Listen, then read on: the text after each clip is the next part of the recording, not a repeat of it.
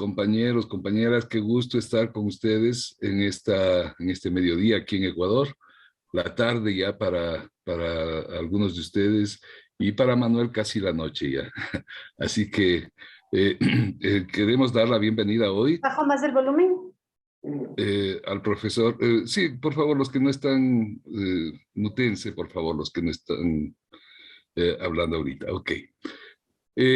Quería dar la bienvenida el día de hoy a nuestro compañero, amigo y colega. Él es Manuel Chaparro Escudero. Él es doctor en Ciencias de la Comunicación por la UCM, catedrático de Periodismo de la Universidad de Málaga, director del Grupo de Investigación LAVCOM de Andalucía. Fue fundador y director de la Asociación de Emisoras Municipales y Ciudadanas de Radio y Televisión de Andalucía, EMA-RTV.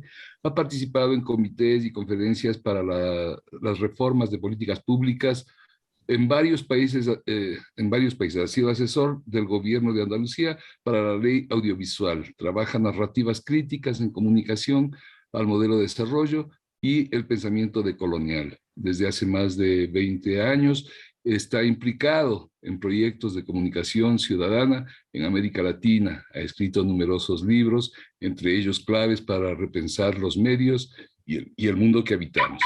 La distopía del desarrollo desde abajo, en Bogotá 2015. Además, es coautor de la Guía de Transición Ecosocial y Ética en Nuestros Medios, un importante libro que tiene justamente mucho que ver con los temas que estamos trabajando en este curso. Por eso le hemos invitado a Manuel para que nos ilustre con su sabiduría sobre este tema tan importante.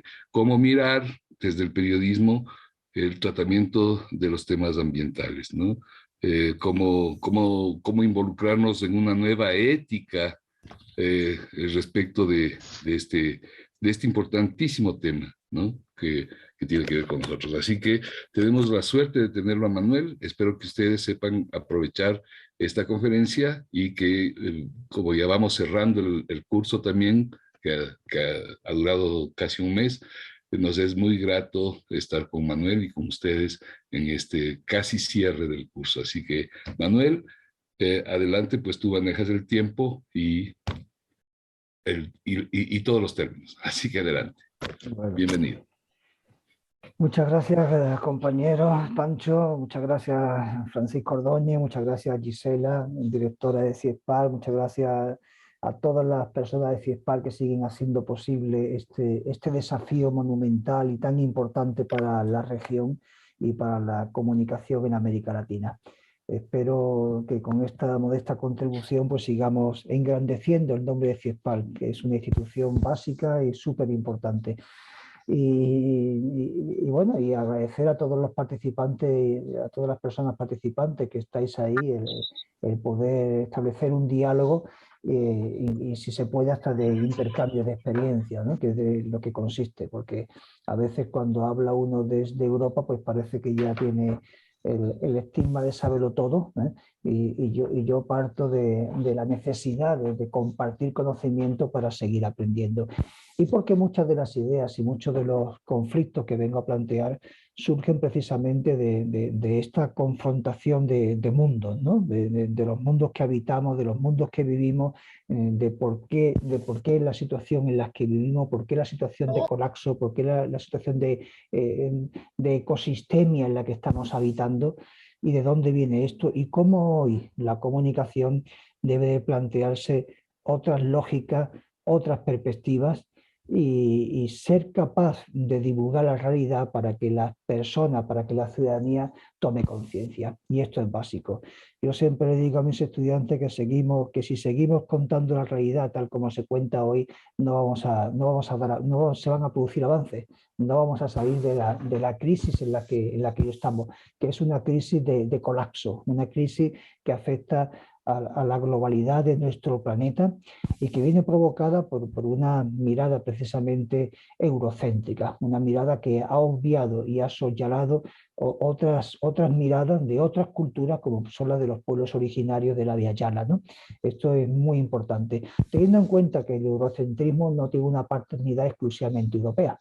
El eurocéntrico es aquel que participa de los conflictos, de la forma de pensamiento y de la cultura de vida que Europa exportó al resto del mundo. Por tanto, se instala en cualquier continente y en cualquier ámbito de país. Pero tenemos que aprender a desprendernos de ciertas prestaciones eurocéntricas y empezar a hacer un trabajo decolonial.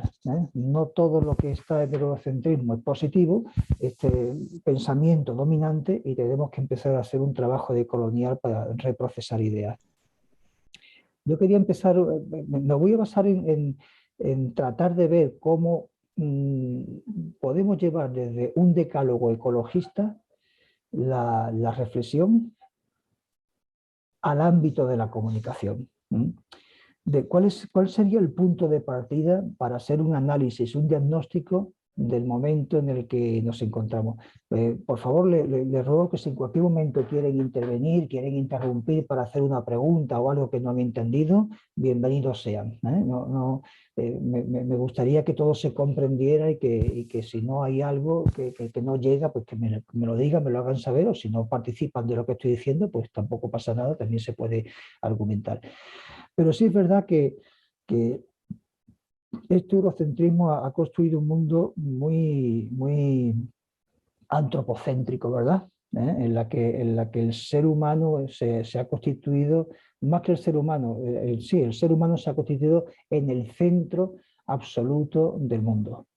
Es el centro a partir del cual todo gira. Es decir, en el que el ser humano es quien va a aprovechar todo recurso en su propio beneficio, sin pensar en los otros seres que también habitan la naturaleza y sin los cuales no podríamos existir, llámense plantas, vegetales, animales, etcétera. Todo es un conjunto de ecosistemas que necesitamos que sigan teniendo una vida propia, porque estamos en ese ecosistema. Entonces, esta es la mirada antropocéntrica de la que hemos ido configurando, el ser humano centro de todo, que además se ha incentivado con una mirada androcéntrica, es decir, ya no es el ser humano, ya es el hombre como tal, no la mujer, el hombre, el que ha ejercido el poder en la mirada y el poder en el accionar. Esto lo vemos hoy en los discursos feministas cuando se reivindica ese espacio de reconocimiento en el que la mujer también debe de ocupar lógicamente un lugar en la sociedad, un lugar en las agendas de poder, un lugar en la construcción de los nuevos imaginarios. O sea, son dos miradas que tenemos que romper. La mirada antropocéntrica, el hombre como centro, el ser humano, y la mirada androcéntrica. Y a partir de ahí, pues esta construcción de la que se ha aprovechado Occidente, o la que se ha aprovechado Europa desde un principio civilizatorio que le ha llevado a conquistar el mundo.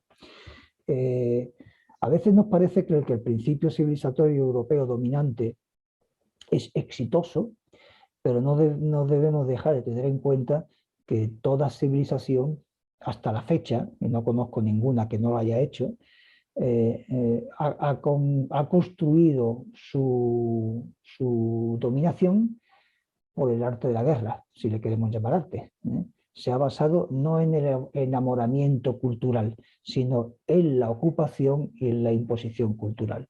Es decir, si Europa se ha convertido en la civilización dominante, si el pensamiento europeo es el dominante, ha sido porque ha ido con la fuerza de las armas conquistando mundo e imponiendo su pensamiento. Y esto es lo que tenemos, y esta es la herencia que tenemos. Sin descontar que hay construcciones lógicas que tiene la civilización europea y que son buenas, pero las consecuencias derivadas de este predominio, de esta hegemonía, pues nos han llevado también a este colapso que tenemos. ¿En qué sentido? Pues prácticamente a partir del siglo XVI el racionalismo europeo es el que convirtió al ser humano en el centro de todo y fundamentalmente al hombre como ser. De manera que aquella famosa frase de pienso, luego existo, ¿verdad?, de Descartes, eso significa que como ser humano pienso, luego si pienso existo. Luego consideramos que todo aquello que veamos que no piensa, no existe y lo podemos utilizar y lo podemos aprovechar. Es decir, desde esta perspectiva racionalista, la naturaleza no piensa. Por tanto, como no piensa y no es humana, la podemos utilizar en nuestro beneficio exclusivo, sin pensar que es otro ser vivo que tenemos que preservar y que nos acompaña en nuestra existencia diaria. El que digamos, como dijo el filósofo británico Francis Bacon, el conocimiento es poder, pues lógicamente, mientras más conocimiento tenga poder. Pero ¿qué ocurre cuando ese conocimiento es propiedad de una persona o es propiedad de una cultura que no se comparte? Porque este poder no quiere ser compartido. Y esto es lo que nos ha ido ocurriendo. Desde esta forma de pensar es como hemos ido construyendo el mundo.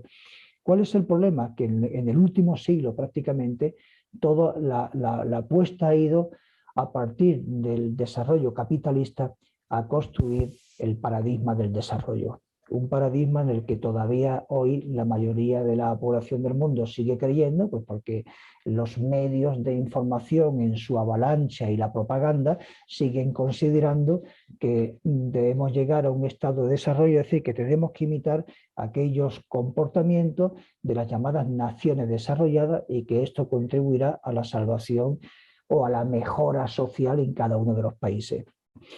Esto es lo que nos ha llevado al colapso. Por paradójico que parezca, esta es la idea que nos ha llevado al colapso. Es decir, no es que no tengamos que vivir como en Europa, es que el exceso de consumos y de gastos que se producen en el mundo occidental, y si por el pensamiento y los países eurocéntricos consideramos también a los Estados Unidos, porque es otro producto colonial y es economía capitalista, pues tenemos que considerar que el exceso de consumo hace que otros países no tengan posibilidades de imitar este modelo. Es decir, vivimos en un planeta finito y cuando uno tiene una huella ecológica superior a lo que el planeta permite, está impidiendo que otra persona pueda aprovechar las mismas oportunidades. Pongo un ejemplo para que se entienda. Por favor, si en cualquier momento no me siguen, díganmelo. En términos de huella ecológica, se calcula que cada ser humano del planeta, de los 7.000 millones que somos, de los más de 7.000 millones que somos, en términos de huella ecológica, nos corresponden aproximadamente 1 hectárea por habitante. O sea, 1 hectárea es un terreno suficiente como para poder darnos de comer, pero esto es lo que nos toca hoy con la población actual. ¿Qué ocurre si yo en vez de 1 hectárea me apropio de 7? Pues seguramente estoy impidiendo que otras 7 personas tengan lo que le corresponde, ¿verdad? Eso es lo que nos decide la huella ecológica. ¿Qué ocurre? Pues que en Europa hay países como España, donde su huella ecológica es de 4,6 aproximadamente, o Dinamarca, que llega hasta casi las 9 hectáreas por habitante. Estados Unidos supera las 11 hectáreas por habitante. Es una media que no toca a todos por igual, porque también hay bolsas de gente empobrecida que no usan esta hectárea, pero en la media está la realidad. Es decir, que el conjunto de los países que hemos denominado desarrollados, incluyendo a las élites desarrolladas que existen en cualquier país, están utilizando en términos de huella ecológica más hectáreas de las que pertenecen. Es decir, que viven por encima de sus posibilidades de consumo. Por tanto, estoy impidiendo que otras personas que están en la parte desfavorecida y empobrecida, por más que hagamos, puedan aspirar a mejorar su economía. Lo podemos conseguir puntualmente en algún país en el que tengamos apuesta, en alguna región, en alguna comunidad, pero no podemos aspirar a que todo el globo terráqueo y a que todo el planeta aspire a los niveles de consumo que tienen los países occidentales, porque eso significaría que necesitamos pues, como 5 veces el tamaño del planeta Tierra, ¿no? Y esto ya sabemos, ¿no? Por eso algunos piensan que nos tenemos que ir a Marte. Yo digo que es una estupidez, porque en Marte no hay nada, pero al paso que vamos a convertir a la Tierra en Marte. Luego, ¿para qué pensar en irnos a Marte si vamos a conseguir tenerlo aquí? Ahorrémonos el viaje, ¿no? Estamos convirtiendo la Tierra en un erial y una catástrofe ecológica. Bien, ¿qué significa esto? que mientras que los países occidentales pueden vivir, sus élites pueden vivir muy bien, los otros no van a conseguir esto nunca. Sí, eso significa que hay una parte obesa que tiene que adelgazar para que otra pueda alcanzar niveles de bienestar. Esto es lo que significa. Es decir, no es decir no al desarrollo, es decir, no a más desarrollo en aquellos países que ya tienen todo lo que necesitan y que deben de empezar a adelgazar para que otros que les falta mucho para conquistar un bienestar, ¿no?, que no es el consumismo, puedan alcanzar niveles estándar que sean de derechos humanos. Es decir, es no al desarrollo, pero fundamentalmente es no a un modelo económico que no redistribuye riqueza y fundamentalmente es no al desarrollo de los países que ya lo tienen. Es decir, paren, no necesitan más, ya tienen de todo. Paren, adelgacen un poquito, reduzcan sus hectáreas de consumo diario, su huella ecológica, para que otros puedan mejorar las suyas. Obviamente los países empobrecidos son los que menos hectáreas de huella ecológica utilizan. Menos basura, menos degradación medioambiental, menos consumismo, no digo consumo, sino consumismo, menos economicismo y una economía más de intercambio, más de trueque, más de sobrevivencia diaria. Esto es lo que existe. Se me entiende, ¿no? Para que no digamos que este es un discurso europeo en el que se niega a los demás las posibilidades del vivir bien, que no tiene nada que ver con el modelo de desarrollo, que no es el vivir bien. Les voy a poner un ejemplo dramático de lo que el vivir bien al modelo europeo nos lleva. España era un modelo de país más o menos feliz, con sus tasas y sus dificultades de empobrecimiento y tal cual, pero tenía un nivel de igualitarismo bastante aceptable. ¿Hemos mejorado con la incorporación a la Unión Europea? Bueno, se ha mejorado el nivel de ingresos económicos, hay una parte de la sociedad que se ha enriquecido, pero hay otra parte que no solamente no ha mejorado, sino que además se ha empobrecido mucho más. Pero en términos de vivir bien y en términos de felicidad, en este país había algo que se desconocía, que era el suicidio. El año pasado, 2021, la tasa de suicidio de España ha alcanzado la cifra de 11 suicidios diarios. 11 suicidios diarios de personas que en un mundo desarrollado no tienen expectativas de vida, ni son felices, ni encuentran satisfacción alguna. Es decir, tenemos la misma tasa, el desarrollo nos ha traído la misma tasa de infelicidad que en los mismos países nórdicos, que también son modelos de ejemplo y de democracia. Algo está fallando. El tener todo no te facilita nada. Si no redistribuye riqueza, si no reparte y si no facilita que la sociedad sea igualitaria. Esto es lo que estamos consiguiendo. Por eso digo que el desarrollo tiene esta lectura. Hay que pedir a los países ya desarrollados, que ya no son países, sino sociedades y entes desarrolladas, que adelgacen para que otros puedan mejorar sus condiciones de vida y ponerle límites lógicos a nuestra huella ecológica, que pasan por esa medición de lo que a cada uno le corresponde en equidad, no más, ¿verdad? Para que todos vivamos en justicia. Estos son los problemas que tenemos. Entonces, la guía de...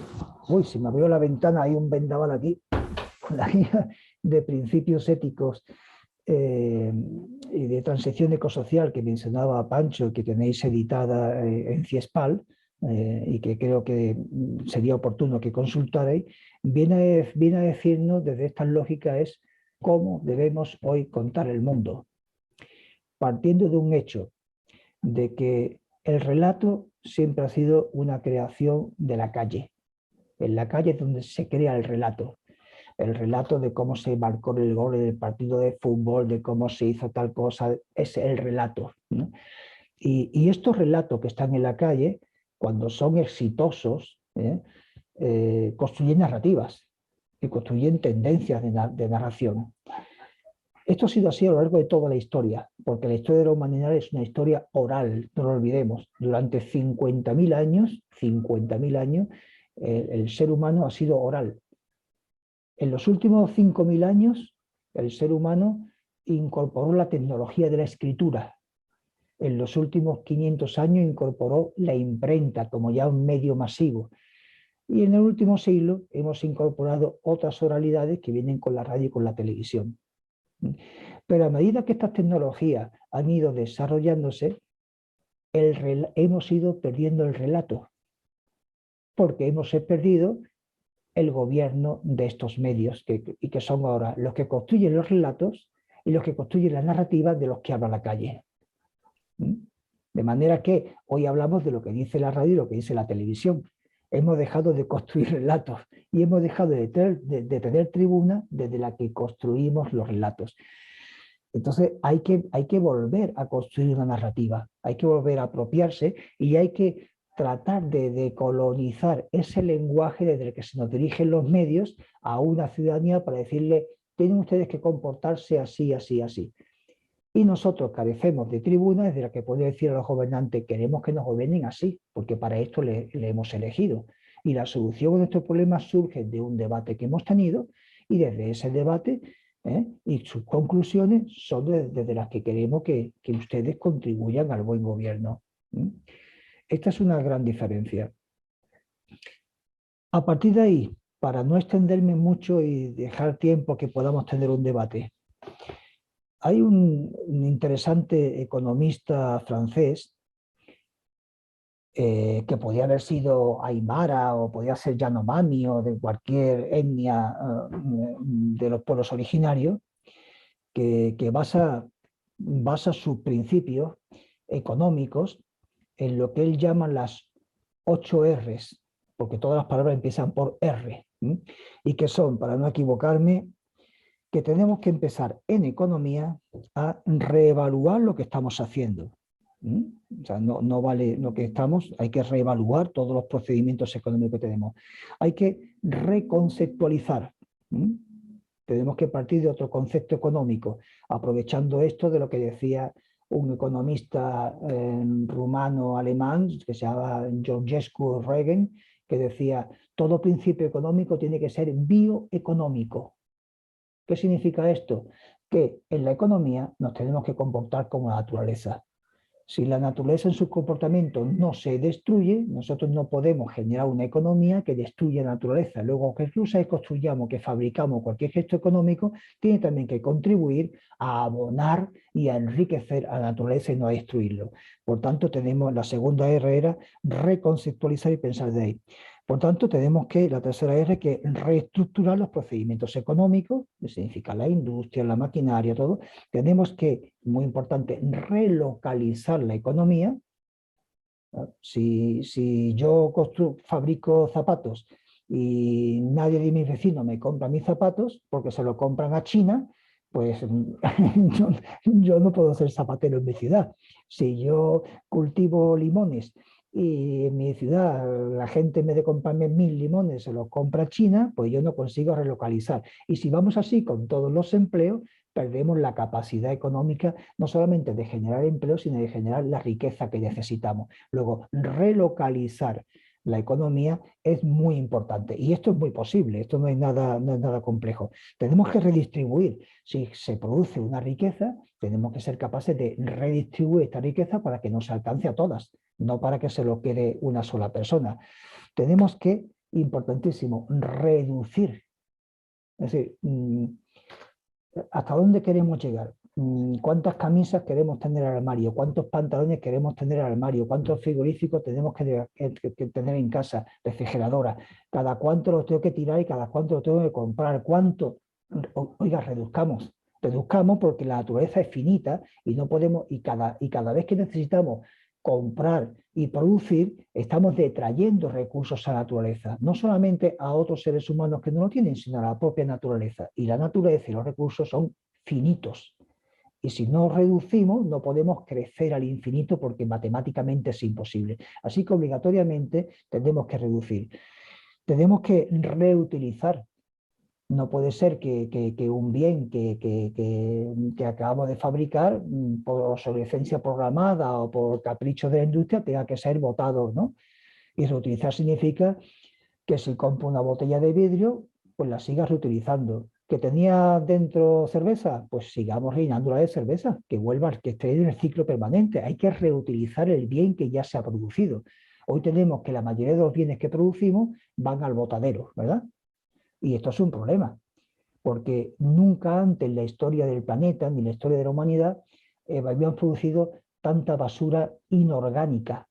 Toda la basura que producíamos era orgánica, toda la basura que producíamos era reabsorbida por la naturaleza, convertida otra vez en humo, en humus, ¿no? Que fermentaba, que regeneraba, que fertilizaba la naturaleza. Hoy producimos más basura inorgánica en plástico, fundamentalmente, que no son reabsorbibles por la naturaleza, en derivados del petróleo, que no sabemos qué hacer con ello, pero que nos están destruyendo.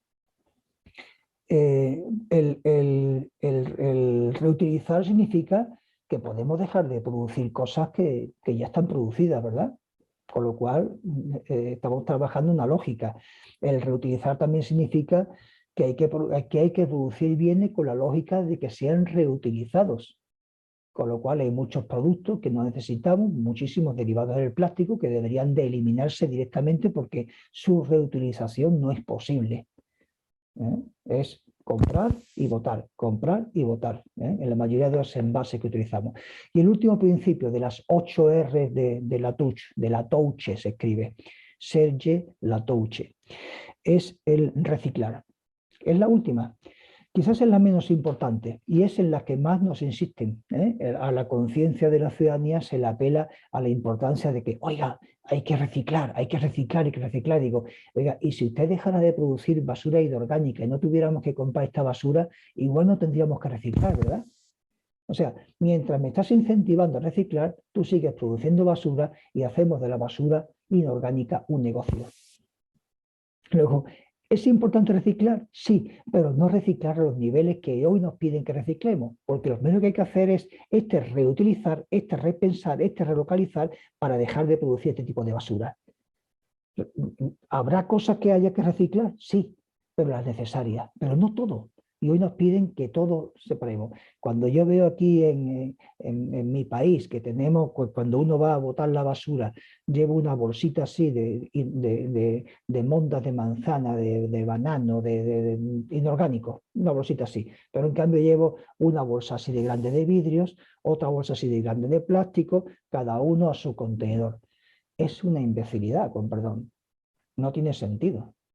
Simplemente con que no vinieran los productos que compro envueltos en plástico, pues yo dejaría de tener que reciclar esa bolsa de plástico. Utilicemos elementos orgánicos que sean recuperables y metamos todo en la misma bolsa. Y el vídeo pues ocurre exactamente lo mismo. Me mandan tirarlo a un contenedor donde se van a romper y a partir de ahí, ¿qué hay que hacer? Volver a fabricar botellas, ¿no? Otra vez un gasto energético para tener que volver a construir la botella, ¿no? Que es más costoso que la botella en origen, ¿no? Y ponerla otra vez en el circuito y en el mercado. ¿Se entiende, verdad? Luego estas son las 8 R que traslada la economía. Y yo digo que siendo importante divulgar esto en la conciencia de la ciudadanía desde la comunicación, ¿no? para combatir pues, el colapso sistémico del que estamos. Yo ya no digo que estemos en pandemia, la pandemia del COVID es una demostración también de lo que nos ha traído el mundo de la globalización y del desarrollo, no es otra cosa. La naturaleza ha dicho hasta aquí llego, hasta aquí basta. Estás invadiendo parcelas de naturaleza que nunca habían sido invadidas, donde hay todo tipo de animalitos, entre ellos muchas bacterias y muchos virus, que hasta ahora estaban en su ecosistema tranquilo. Cuando invadimos y sobreinvadimos y después pues tenemos una salida, ¿no? de ese hábitat que nos contagia, como si vamos a Marte y nos traemos de allí bacterias que haya con vida y las insertamos aquí. Pues las bacterias, lógicamente, como son animalitos, pues tratarán de adaptarse, encontrar la mejor aclimatización, y resulta que para este COVID pues el mejor nicho de vida es el cuerpo humano. Lo ha encontrado y ha tenido éxito, tanto éxito que está acabando con nosotras, ¿no? Pero esto va a seguir ocurriendo en un planeta globalizado que no es capaz de entender los ecosistemas. Luego, el mundo del desarrollo y este mundo con el que nos hemos puesto en guerra, nos hemos puesto en guerra contra la naturaleza, nos ha abocado no a una pandemia, sino a una sistemia. La sistemia implica que la metástasis de la contaminación, que la metástasis de la enfermedad es global. No solamente que se vaya a seguir reproduciendo, que a lo mejor acabamos con la COVID y vendrá otra diferente. No se nos olvide que el SIDA también es una pandemia del mismo tipo, que el ébola también es del mismo tipo, que muchas enfermedades como las derivadas del mosquito, no me acuerdo ahora cómo se llama, que en Centroamérica y el virus Chica y el tal, pues son todos, ¿no? Son todos pandémicos, a partir de la evolución de la naturaleza que se resiste y que dice, yo también quiero triunfar, y yo también voy a ocupar estos espacios y ya está. Es decir, que el proponer un nuevo modelo es proponer salir y combatir la sistemia, no la pandemia, el fracaso global en el que estamos. ¿Qué podemos proponer en comunicación? Pues yo no me quedo con 8 R, sino con 10 Rs básicas. 10 R diría. La primera, aprovechando esta tesis de la Touche, ¿no? De la Touche. La primera sería repensar. Esa sería mi primera R. Tenemos que repensar en cómo hemos llegado hasta aquí. El repensar hay que partir de una disidencia consciente sobre un modelo caduco que ha arruinado la vida de millones de seres humanos, que ha destruido los ecosistemas y que supone también considerar que el modelo de sostenibilidad que nos venden no es más que una especie de nana encantadora, de una propaganda ahí, de un mantra que se nos repite constantemente, que no aporta soluciones, porque todos los límites previstos se han sobrepasado. Es decir, que repensemos que cuando nos hablan desde el mercado, que cuando nos hablan de los convenios internacionales, que podríamos pensar en que podíamos conseguir alcanzar un modelo sostenible, pues resulta que este modelo sostenible ya ha sido superado. Ya la sostenibilidad no nos sirve, porque los principios de la sostenibilidad dicen explotar los recursos de la naturaleza hasta el límite en que no ponga en riesgo a la propia naturaleza. Y estos límites ya hemos visto que se han superado. Luego no podemos seguir aspirando al mantra de la sostenibilidad. Repensar el modelo obliga a reconocer que no existe un consenso sobre este modelo, que la gran masa de empobrecidos mayoritaria que hay en este planeta, que si de los 7.000 millones, 5.000 millones viven en condiciones de empobrecimiento, no puede existir un consenso de que este es el modelo de éxito. Y que lo verdaderamente importante sería, desde repensar la comunicación, es considerar que lo que existe son disensos, que hay que cartografiar los disensos para ser capaz de llegar a consensos. Y eso es lo que no hacemos. Por eso existen estos choques culturales, estos choques civilizatorios en el que unos y otros no se quieren reconocer. El ser humano por naturaleza disiente. A todos no nos gusta el mismo club de fútbol, ni la misma marca de cerveza. Disentimos en todo absolutamente. Pero esto no es malo. El problema es no reconocer los disensos. El problema es querer pensar que todos tenemos que hacer lo mismo y que todos debemos de pensar lo mismo. Este es el gran fallo. En el disenso es donde tenemos que construir los consensos. O sea que cartografiar el disenso de este repensar es fundamental. El problema es que han sido los medios de información, me gusta hablar de medios de información y no de comunicación, ellos divulgan e informan, no comunican. La comunicación quizás es esto que hacemos cuando ustedes levanten la mano y empecemos a hablar y yo me calle. Mientras tanto yo estoy informando y divulgando. Los medios han sido los propagadores de esta doctrina desarrollista. Por tanto, tenemos que desmontar colonialmente este imaginario. Pasaría a la segunda de las R. La segunda de las R en comunicación sería redefinir. La primera, repensar; la segunda, redefinir. Que implica, como bien dice la palabra, volver a definir. Sentar nuevas bases para un modelo que recupere una existencia de armonía con la naturaleza, de conviabilidad entre humanos y la Gaia, el planeta vivo del que somos parte. La comunicación en su verdadero sentido de intercambio entre iguales se ha roto entre las personas y la naturaleza. Somos dos mundos aparte. Y tenemos que redefinir nuestra existencia a partir de volver a enamorarnos y a enquistarnos y a semillarnos en la naturaleza. ¿A que esto le suena de lo que dicen los pueblos originarios y del buen vivir? Pues sí, también se dice desde la economía del decrecimiento europeo, desde una economía europea que reconoce su fracaso y que el decrecimiento económico europeo a lo que se acerca y a lo que se parece es al buen vivir de las culturas andino-amazónicas. No es un pensamiento dominante, es simplemente volver a recuperar lo que ancestralmente hemos estado haciendo, lo que nunca perdieron los pueblos originarios. Cualquier sistema en el que quepa pensar, en el que podamos pensar, debe partir de este diálogo ecosistémico. Somos seres ecodependientes, dependemos de la naturaleza. La naturaleza depende también del ser humano, pero nosotros como especie viva del planeta dependemos también de la naturaleza y de su salud. Y ahí esta relación es la que tenemos que redefinir. La tercera de las R sería resignificar. Resignificar significa que ha habido significados que se han alterado.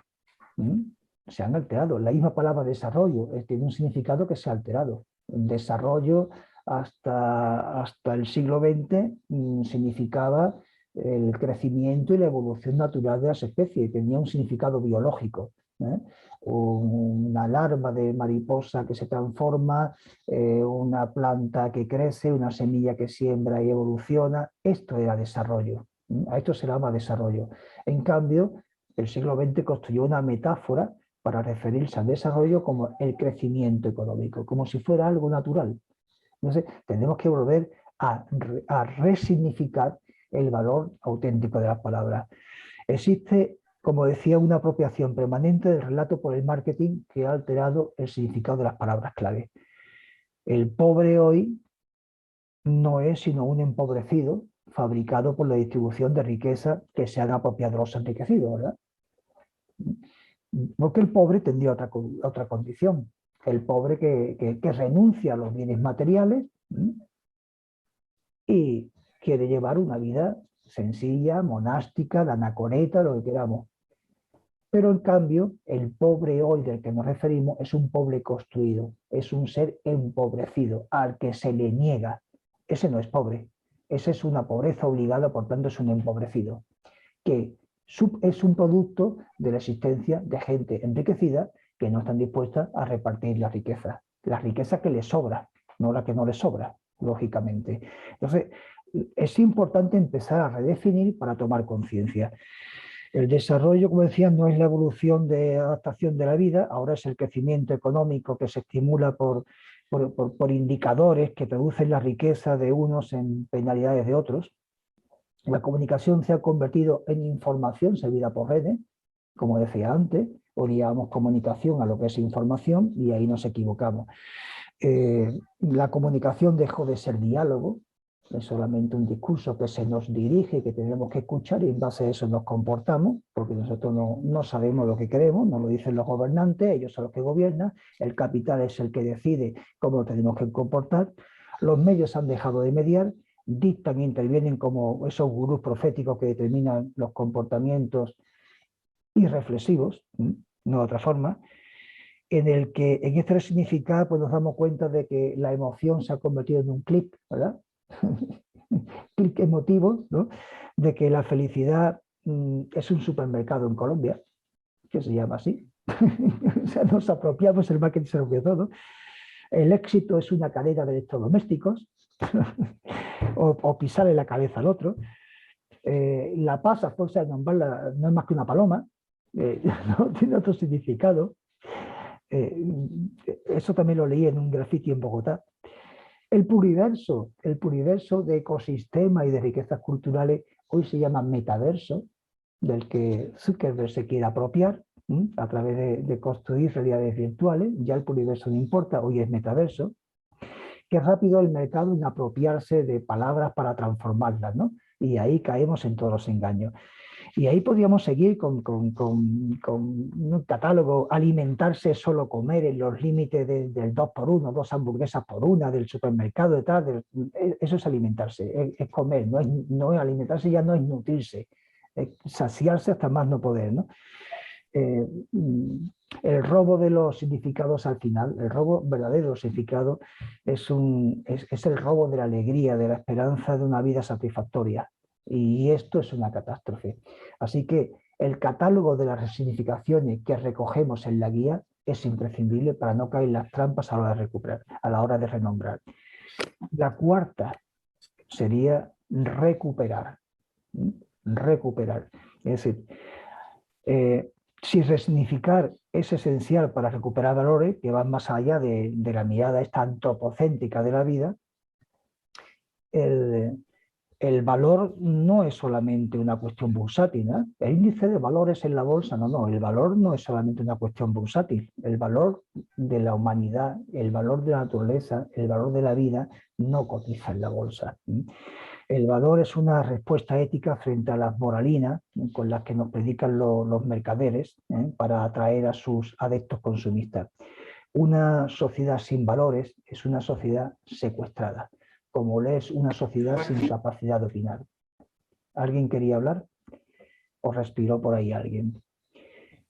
Sí, no, La ética que se presupone en los medios tiene la credibilidad y la confianza por ser canalizadores de la información con la que construye opinión, pero sin embargo, el interés de los medios en la sociedad de consumo es el tener audiencia, no tener ciudadanos, no tener ciudadanía. Eso es lo que les importa.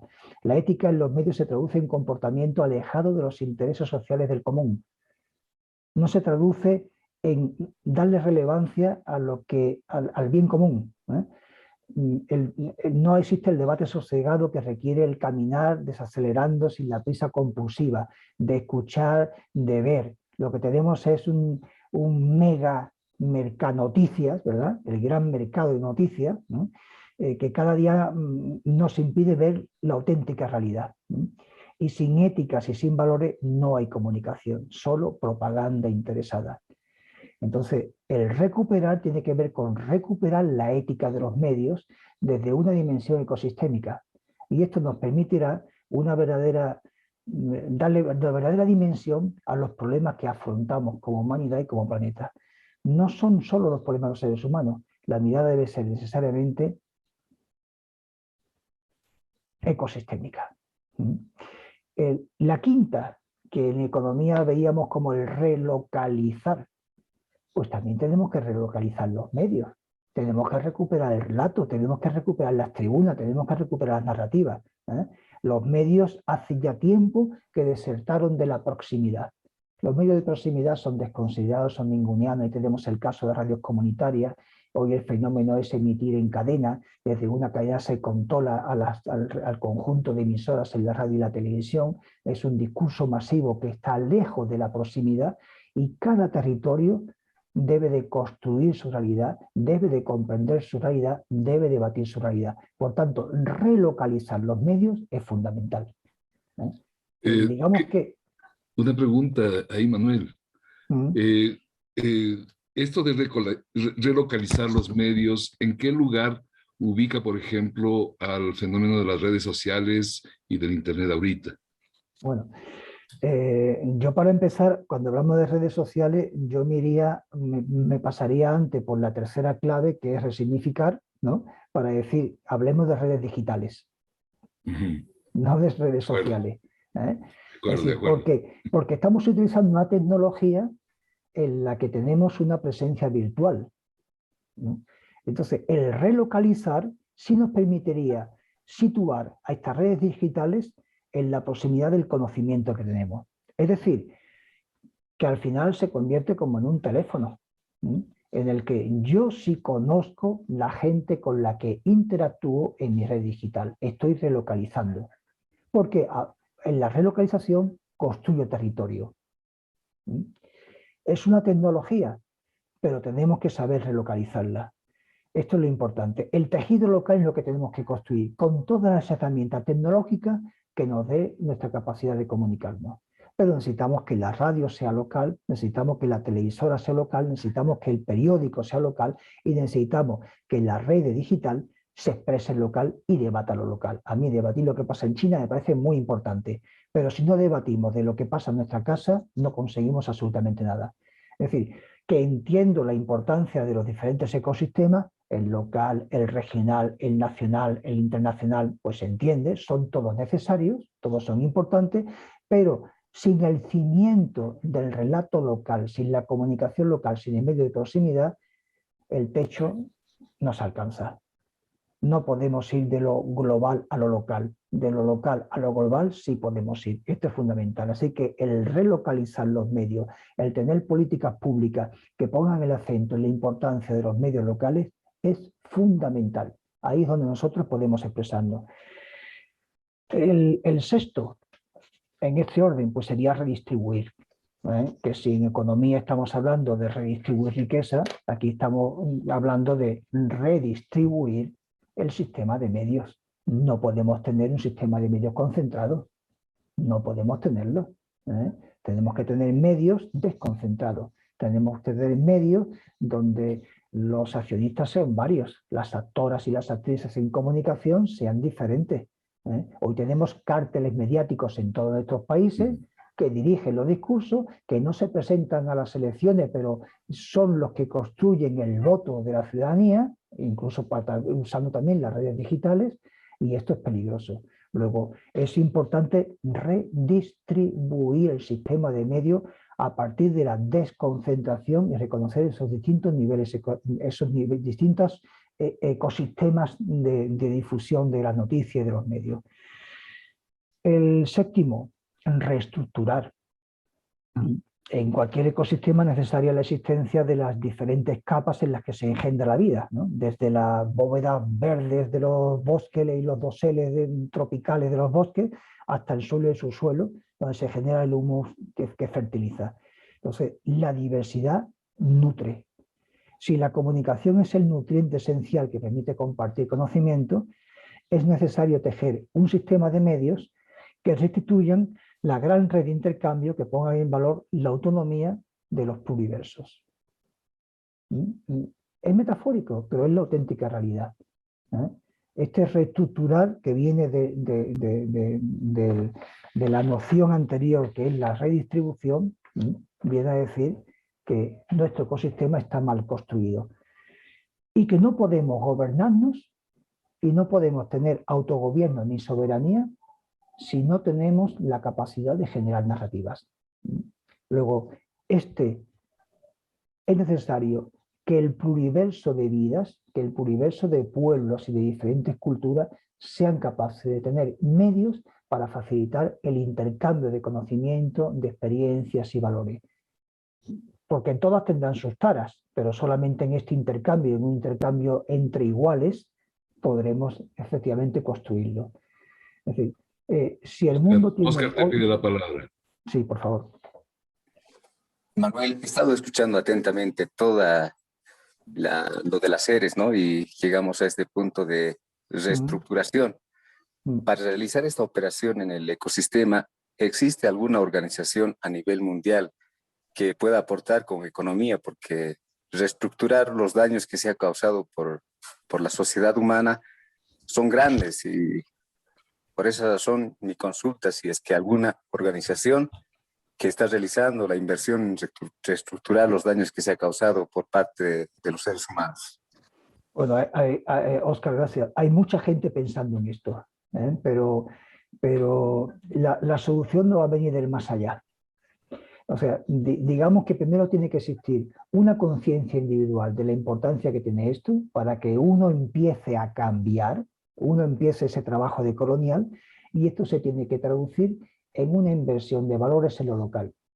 Es decir, el territorio que yo habito es la primera unidad de transformación. Si no consigo poner en marcha esta nueva dimensión de la comunicación en mi territorio y este debate para tener soberanía territorial en la cercanía de mi proximidad, de mi pueblo, de mi barrio, de mi ciudad, para empezar, no ni siquiera de mi país, no podré esperar otras soluciones.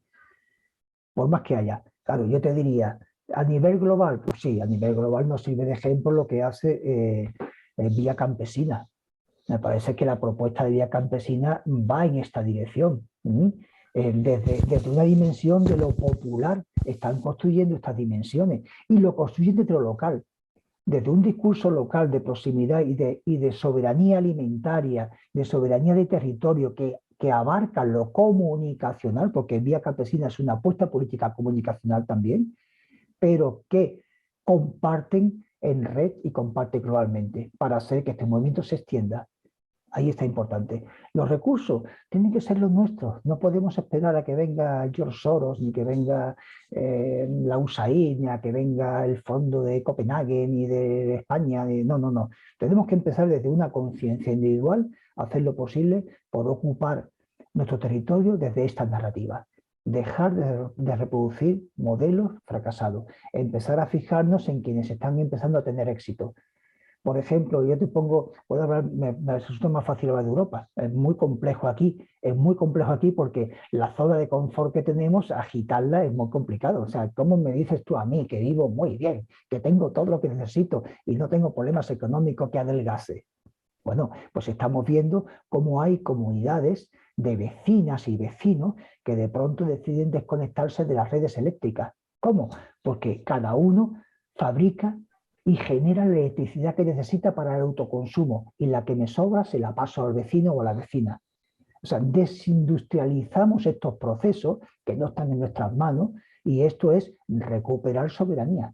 Y lo mismo hacemos en la tendencia agrícola, en cómo lo hacemos, en dejar de consumir transgénicos, en que las redes de agricultores empiezan a utilizar abonos orgánicos, en que empiezan a utilizar las semillas nativas y no utilizan las semillas transgénicas, en que dejan de utilizar fertilizantes, y esto lo vemos cada día más.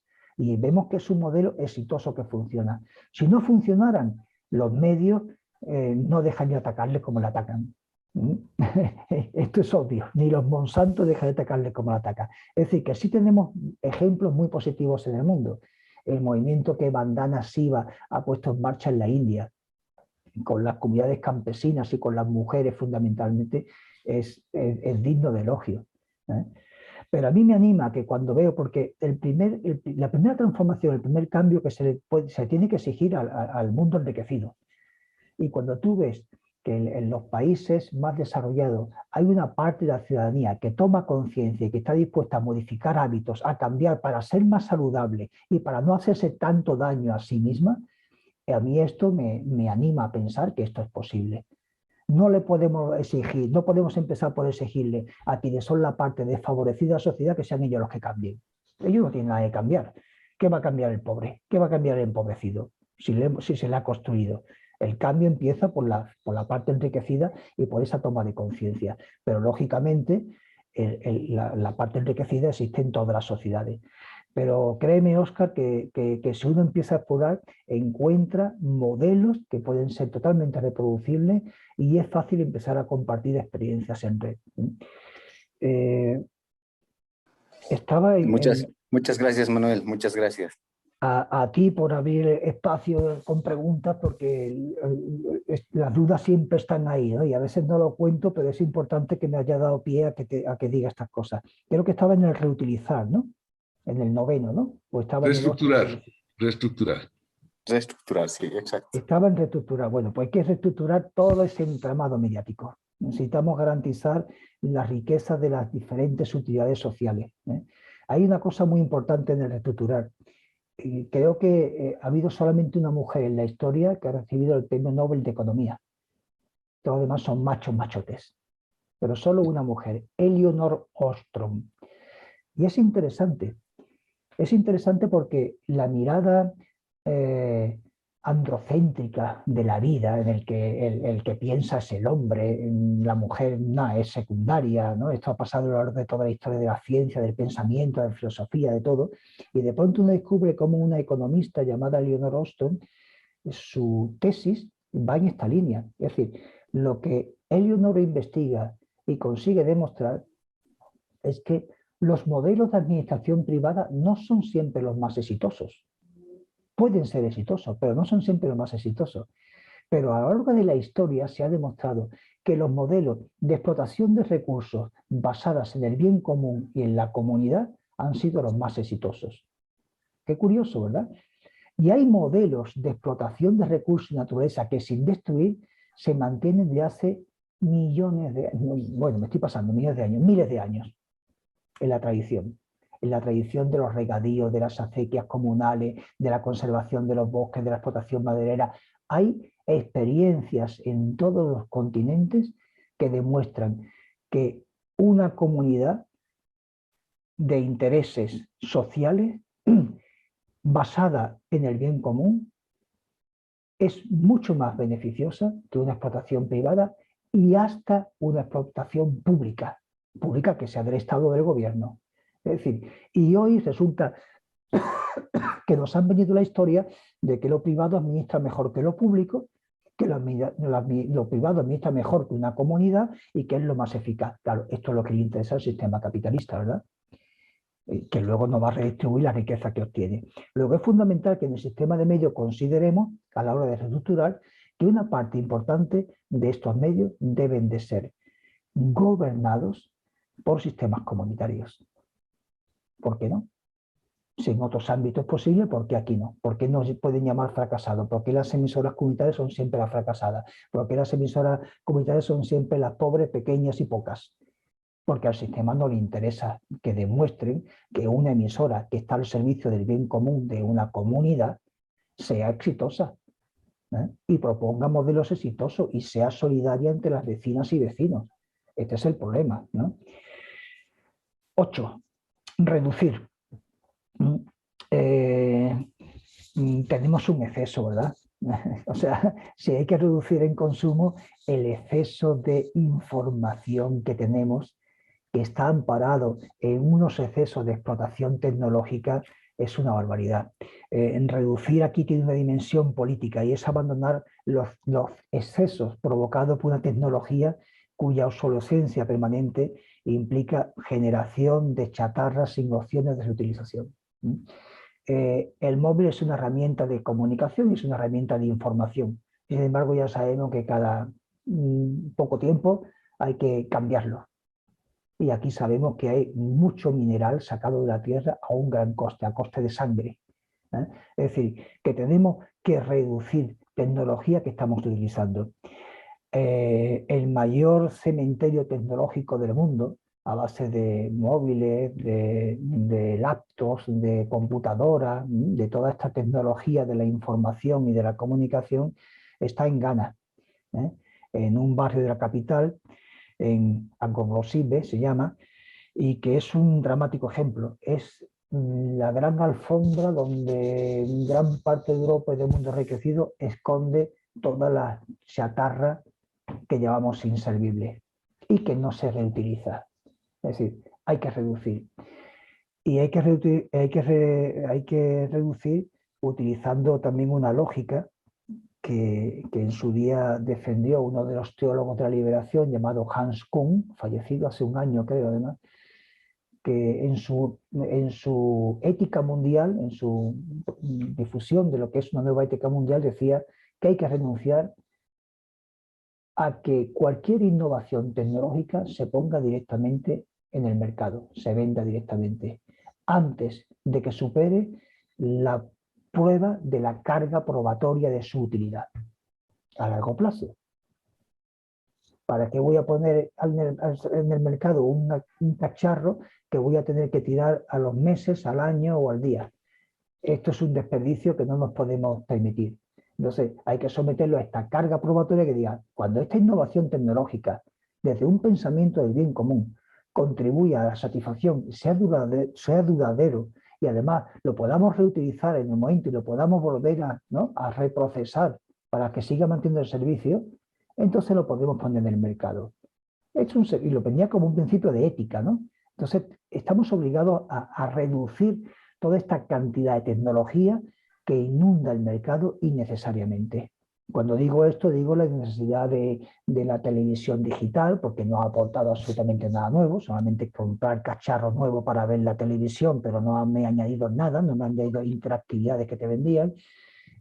No poner en marcha la tecnología 5G para el celular, no hace falta. La tecnología 5G solamente debería estar en uso para unas comunicaciones muy específicas por ejemplo, la operación de un cirujano que está en Japón y de un enfermo que está en Quito. Ahí necesito una comunicación sin latencia, una comunicación que sea chispa, 5G. ¿Vale? Utilicemos para eso. Pero ¿para qué necesita un ciudadano normal de a pie tener una tecnología 5G que no tenga la latencia de un microsegundo? Es absurdo todo lo que estamos inventando, ¿eh? Para tener que tirar todo lo que teníamos antes y construir toda una red. Teniendo en cuenta que además esta tecnología altera los campos magnéticos y altera los flujos migratorios de las aves y de las especies marinas, que no se está diciendo. Entonces toda tecnología parece que es divina. No, carga probatoria, por favor. Y entonces estaremos de acuerdo, pero son innecesarios. La novena y penúltima, reutilizar. Reutilizar es recuperar, ¿verdad? Entonces desechamos gran parte en comunicación, ¿eh? Vuelvo a insistir, en comunicación. Y aquí estamos desechando gran parte de aprendizaje, de experiencias comunicativas que han demostrado su utilidad. Llega lo nuevo, lo demás rechazamos. Se ha instalado la máxima de que sin usos tecnológicos facilitados por la electrónica y la digitalización no existe o no puede haber comunicación masiva, ¿no? Entonces la tecnología, como nos demuestra la historia, no es un condicionante. De toda la vida hemos tenido murales, graffiti, folleto, teatro, canciones, manifestaciones, que son formas de comunicar y que han ido quedando soslayadas por las tecnologías, ¿eh? Por el aparato, por el escaparate. Pues estas son todas expresiones de una gran riqueza comunicacional que nos acercan al rito, a lo ritual, a lo que compartimos, ¿verdad? Como al estar en el campo de fútbol todos gritando la misma cosa. Esto es comunicación. A la ceremonia de las complicidades en un teatro, en un meeting, en un graffiti, en un mural que construyamos colectivamente, y ahí podemos expresar. Y estamos piel con piel. No hace falta otra tecnología que pase por lo digital o por lo electrónico, ¿verdad? Y no podemos renunciar a esto. Fijaos, en la reutilización, pongo un ejemplo extremo. La orquesta de Cateura, ¿alguien la conoce? Un barrio de chatarras que existe en Paraguay, en Asunción, y esta orquesta ha construido todo su instrumento con la chatarra encontrada en ese vertedero. Una orquesta sinfónica, violines, trompeta, percusión, guitarra, violonchelo, todo, absolutamente todo de la chatarra, reutilizar. Y estos instrumentos son una denuncia y una rebelión contra el derroche y la miseria en la que nos aboca el desaprovechamiento de todo lo que hemos producido. Esto también es reutilizar. Poner la imaginación para demostrar que todo esto es innecesario. Y que la imaginación es la mayor tecnología y la mayor revolución. Y eso no nos lo pueden robar. Fijaos, que son principios sencillos, es decir, pero hay que estar ahí. Reaprendamos de todas aquellas estrategias de comunicación que en su momento tuvimos, que fueron útiles y que hoy pueden seguir siendo útiles. Tengamos en cuenta una cosa, en la medida en que nuestro modelo de comunicación renuncia a la calle, perdemos soberanía. Si nuestros modelos de comunicación se reducen a las experiencias virtuales, a las redes digitales, perdemos la calle. Y en la calle perdemos soberanía. Y esto es precisamente a lo que aspira el capital y a lo que aspira en el modelo de consumo en comunicación que tenemos. Luego, reutilicemos estrategias que en su día se consideraron obsoletas porque las tecnologías nos cegaron. Última, reciclar. No me dejan ustedes respirar, no me preguntan, no paro. Reciclar. Este sería el último salto, ¿no? El último salto, y como dije antes, cuando hablaba de economía, es un paradigma casi innecesario, ¿no? Porque si los bienes producidos mantuvieran su utilidad, no haría falta reciclar, ¿no? Entonces, reciclar hoy es parte del negocio, ¿eh? Es el primer escalón del consumo-activismo, ¿eh? O sea, yo reciclo y me convierto en un consumidor responsable y soy un consumo activista, ¿eh? Porque reciclo y soy responsable, pero no haría falta. Y este consumo activismo viene disfrazado de un elemento ecológico, ¿no?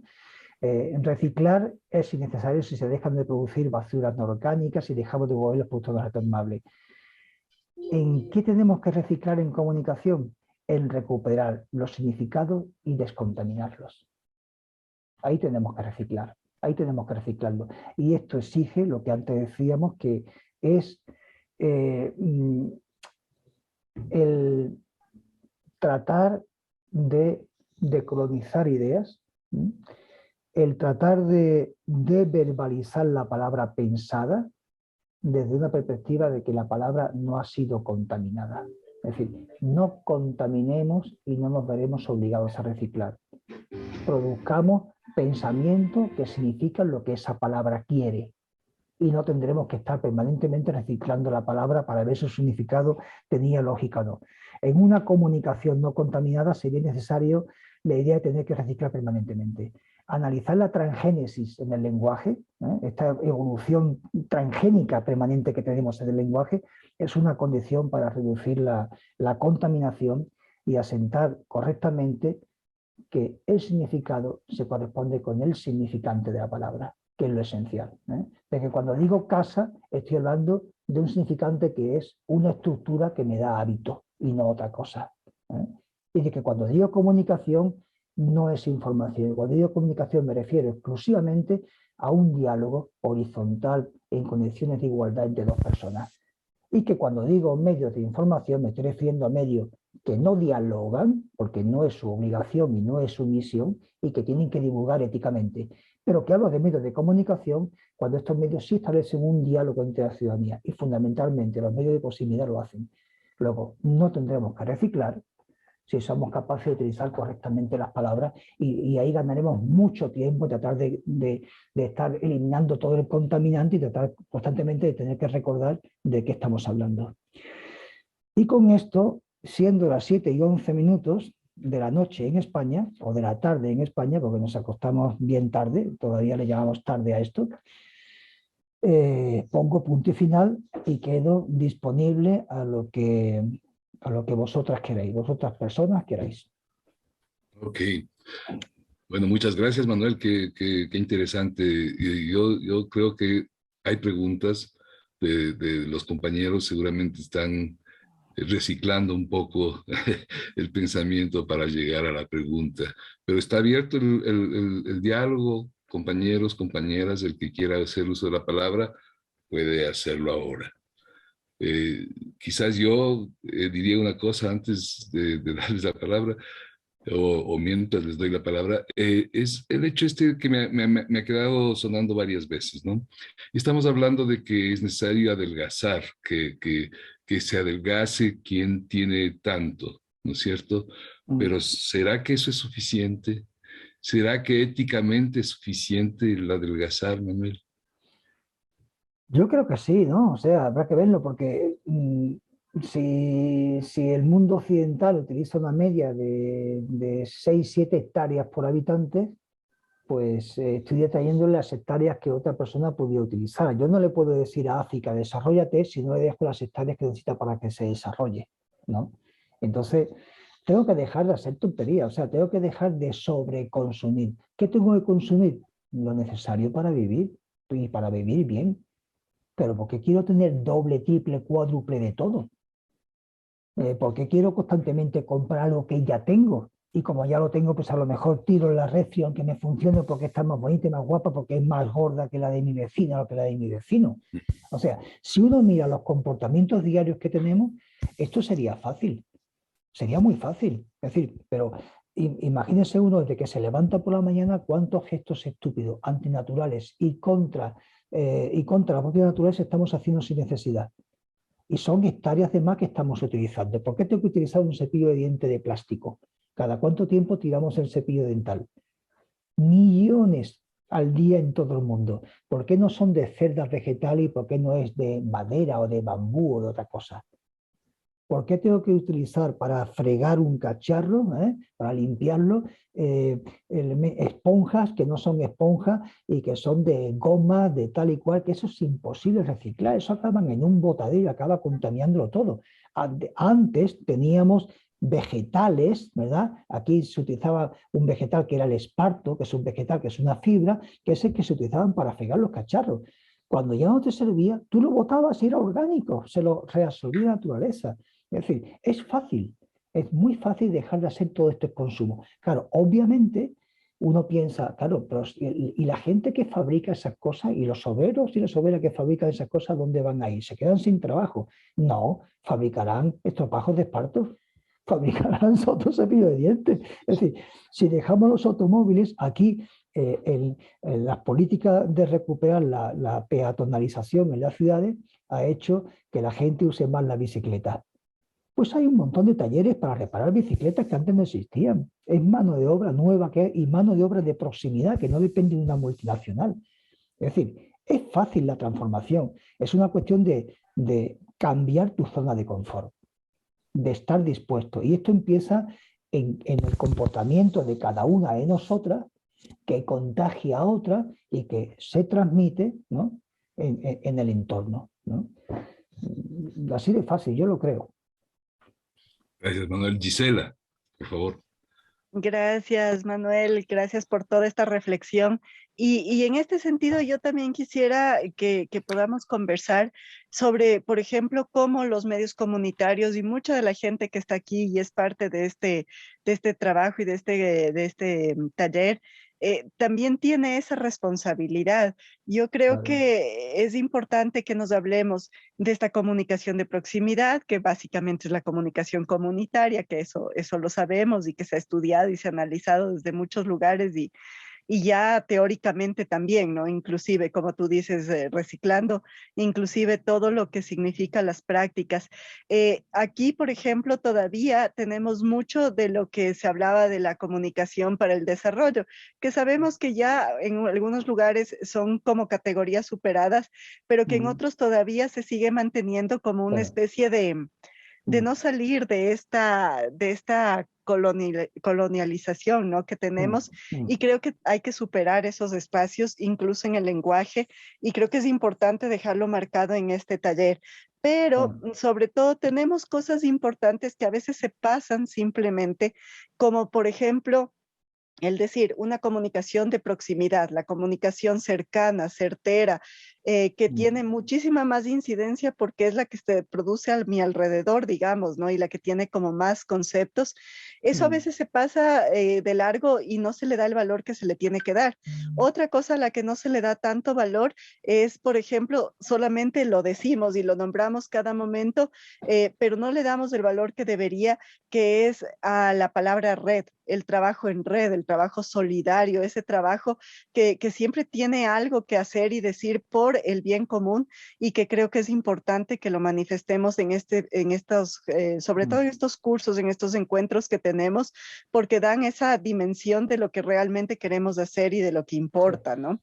Y finalmente también creo yo, y Manuel, ahí hacerte también como una reflexión en esto. Tenemos temas que pasan más que nada, más que por recursos económicos, más que por condiciones inclusive que no son favorables, ¿no? Que sabemos que la política pública muchas veces no es favorable, pero pasan por la voluntad.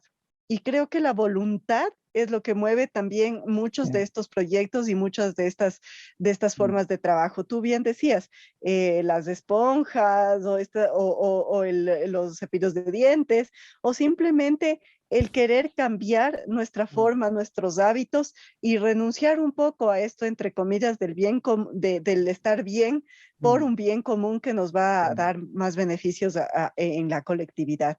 Pero esto de la voluntad no se entiende que es tan colectiva y tan individual, que tiene que empezar a movernos desde lo que hacemos en nuestras casas. Entonces, no sé si tú también crees que tiene que ir por ese lado, desde cambios individuales que afecten colectivamente, pero positivamente al mismo tiempo. Claro, totalmente, totalmente. Y lo que pasa es que aquí la parte que comunica debe saber divulgar esto no como un trauma, sino como un beneficio. Es que a veces esto parece la obligación del ciudadano de perdona, si es que esto va a mejorar en nuestra salud. Aprendamos a partir de lo que hacen otras personas que son buenas prácticas a comunicarlas para que veamos que esto es un beneficio. Primero, que repercute directamente en nuestra salud y que además repercute directamente en el ecosistema. Y ya veremos cómo esto produce beneficios. Esto a mí me parece básico, pero claro, lo que tú dices, tiene que empezar la persona. Alguien tiene que empezar. O sea, esto no, alguien tiene que ser la primera que salga a la calle, porque si nadie sale a la calle, si todo el mundo espera que la otra sea la primera, igual no sale nadie, ¿no? Entonces hay que militar en esto. Por eso a veces la comunicación exige un compromiso ético. No vale con que yo diga, vale con que además yo demuestre que esto lo hago y lo practico, que es lo que le digo a mis estudiantes. ¿Eh? Digo, esto que digo es lo que yo procuro en mi día a día. De acuerdo que no puedo hacer, no puedo ir al 100% porque la sociedad no me lo facilita, pero lo que puedo y hasta donde llego ejemplifico y procuro hacerlo. Procuro no hacer consumo excesivo, procuro, por ejemplo, mi dieta ha dejado de tener carne. ¿Por qué? Porque es un problema para la naturaleza y es un problema del mundo desarrollado. Yo recuerdo de pequeño que en mi casa mi madre una vez a la semana sí hacía carne, pollo, un filete, una vez a la semana. El resto de los días, un día de pescado y el resto de los días eran vegetales, legumbres, etcétera. Y era una dieta sana. Y hoy tenemos una dieta excesivamente carnívora y ya sabemos lo que esta contaminación produce. La pérdida de bosque, el exceso de metanos en el medio ambiente, la salud de la propia persona, porque no estamos hechos para dietas exclusivamente carnívoras.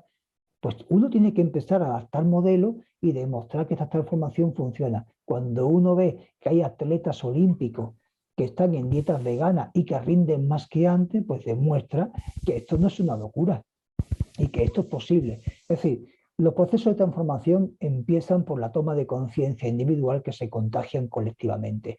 Y la comunicación debe ser capaz de evidenciar estas prácticas para que otras personas las adopten y las naturalicen, no las vean como ejercicios exóticos, como hoy se ve.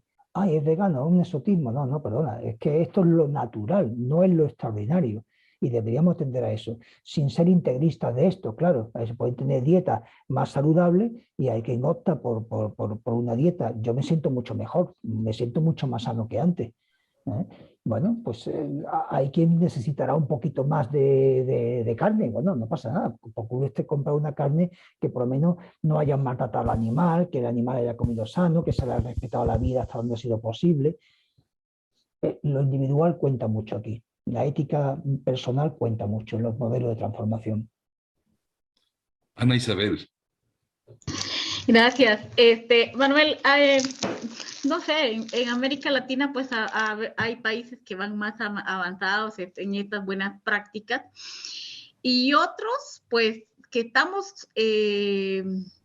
hemos modificado desde hace varios años ya varios comportamientos individuales como personas, como familias, pero la contrariedad es que los gobiernos, o sea, el Estado, que es el encargado de establecer y de hacer cumplir e implementar estas políticas, no se quedan atrás. O sea, solo por darles un ejemplo. O sea, nosotros como familia nos sentimos demasiado responsables de cumplir con otras medidas de protección al planeta, porque tengo una hija con discapacidad física por espina bífida congénita por contaminación ambiental, lamentablemente, por contaminación ambiental, pero dentro de los efectos colaterales que ella tiene una deficiencia renal. Eso la obliga a usar pañal desechable el resto de la vida. Entonces, nosotros como familia nos sentimos mucho más obligados a ser más exigentes con algunas medidas y prácticas que nosotros podamos colaborar y apostarle al cuidado del planeta. Nosotros hacemos el reciclaje de nuestro vidrio, hacemos el reciclaje de qué sé yo, los galones plásticos donde viene el cloro, donde viene el desinfectante, o sea, qué sé yo. Hemos ya encontrado un par de lugares donde ya podemos reciclar el bote, la caneca, en el sentido de que ya no todos los meses hay que comprar la caneca, sino que se manda la caneca y se rellena. Muy bien. Pero, por ejemplo, cada noche anterior a que pase la recolección, el servicio de recolección de basura, mis vecinos me ven así como que ya está loca, o sea, ¿por qué saca la basura así? O sea, ¿por qué saca la basura así? O, por ejemplo, la terquedad de los, porque a mí me parece terquedad y me enoja, de los meseros de ponerte la pajilla plástica. O sea, estás diciendo, no quiero pajilla. Entonces, claro. y te la ponen, ¿no? Claro, sí. Dentro de mi familia, con mis tías más mayores, pues ellas me dicen, no, pero mira, en las comidas familiares, nena, ¿por qué te vas a poner a sacar la vajilla? Compra desechables, porque es más fácil. Y digo, no, o sea, aunque sea más difícil, aunque me lleve tiempo y trabajo, pero es mejor lavar los trastos y hacer un consumo adecuado del agua. Sí. Usamos jabón biodegradable para todo lo que es el quehacer del oficio, pero es preferible eso a usar platos desechables, por ejemplo, o sea, y te digo, nosotros tenemos la bendición de que casi siempre hay agua, normalmente solo los sábados no tenemos agua corriendo por los chorros y las regaderas, sin embargo, nosotros tenemos muchísimos años de bañarnos con guacal. Ajá. O sea, recolectamos el agua en la tina, o sea, en un baño y nos bañamos con guacal, porque nos hemos dado cuenta del bajo consumo que hacemos con esto, o sea, qué sé yo, o sea, podría decirte cuántos comportamientos individuales como personas y como familia hacemos, pero en nuestro entorno comunitario y en nuestro entorno de ciudad, en nuestro entorno de país, nos vemos hasta como ridículos delante de la gente, porque son comportamientos individuales. Y lamentablemente la contrariedad, o sea, estamos recién viendo todo lo que salió en la COP, pero ¿hasta cuándo lo que se firma en la COP a nivel muy político, muy bonito, no llega hasta donde debe de llegar en las comunidades? En Guatemala tenemos un municipio que hace algunos años le apostó al cero plástico y no te imaginas la cantidad de demandas que el alcalde municipal tuvo del sector privado, o sea, de los oligarcas del país, porque no los estaba dejando entrar con plástico, ¿verdad? Entonces, al final también, o sea, pareciera que, o sea, estamos con la conciencia de lo que debemos de hacer por nuestro planeta y por nuestras generaciones futuras, pero los estados mismos, en América Latina sobre todo, los estados mismos están haciendo lo contrario a lo que los comportamientos individuales estamos luchando por hacer. En casi todas partes, gracias Ana Isabel, en casi todas partes. Yo creo que hay momentos en los que no hay que esperar al Estado, hay que actuar, hay que seguir y esperar a que nuestro comportamiento. Por eso es tan importante que la comunicación divulgue estas buenas prácticas, estas experiencias. Es básico que lo haga y es básico desde la proximidad, porque a mí que me lo diga el gran medio, pero si me lo dicen desde la vecindad, yo tengo más éxito, me creo más a mi vecina, a mi vecino, porque lo veo, lo que está haciendo, que a lo que me digan desde el Estado. No hay que esperar, hay que actuar ya. Y si somos comunicadoras, tenemos que empezar a comunicar esta realidad de inmediato. No hay tiempo, y no hay tiempo para las próximas generaciones. Nosotros ya casi... Quizás eso es lo importante, ¿no? El saber nosotros que aparte de ser ciudadanos, somos comunicadores, que tenemos que comunicar lo que está pasando, que tenemos que comprometernos con esta ecotransición, en realidad, ¿no? Y la pregunta es, ¿lo estamos haciendo o no? Porque a veces ni siquiera lo hacemos como individuos, como ciudadanos, y no reciclamos y no hacemos esto y usamos la funda de papel, etcétera, etcétera, que parecería que es una cosa pequeñita, pero que al final de cuentas empieza a destruir el mundo, ¿no? Pues bien, no sé si es que alguien tenga alguna otra pregunta o algún comentario que quiera agregar, porque si no, pues si no, ya... salgo yo corriendo, que me toca tomarme una cerveza antes Hay que ser disfrutón también, y no voy a contaminar porque me tomo una cerveza que será de mi ciudad. Solamente digo que mi afán en esto es que el comunicador, que la comunicadora debe de tener un argumentario sólido para defender estas ideas. Es lo que intento, en lo que digo y en lo que escribo. Cómo construir un argumentario para que el vecino, la vecina obtusa no me lo desmonte y yo digo, mira, pero es que esto es así, y esto es lo que demuestra, porque venimos de aquí, vamos hacia allí, esto es lo que está pasando. Nuestro argumentario como comunicadoras debe ser sólido, debe ser solvente y sin fisuras. Y esto es lo que tenemos que construir. Así que yo les doy una base, unos aportes, y a partir de ahí construyámoslas entre todas, ¿no? Y aquí estaremos para lo que haga falta, porque aunque estamos en una red digital, pues yo con el amigo Pancho ya me he dado abrazos, con Gisela también, y con el resto en cuanto pueda. Okay. Hemos empezado un conocimiento. Así es. Bueno, pues entonces muchas gracias, Manuel, por este aporte. Muchas gracias a todos los compañeros que han estado presentes aquí.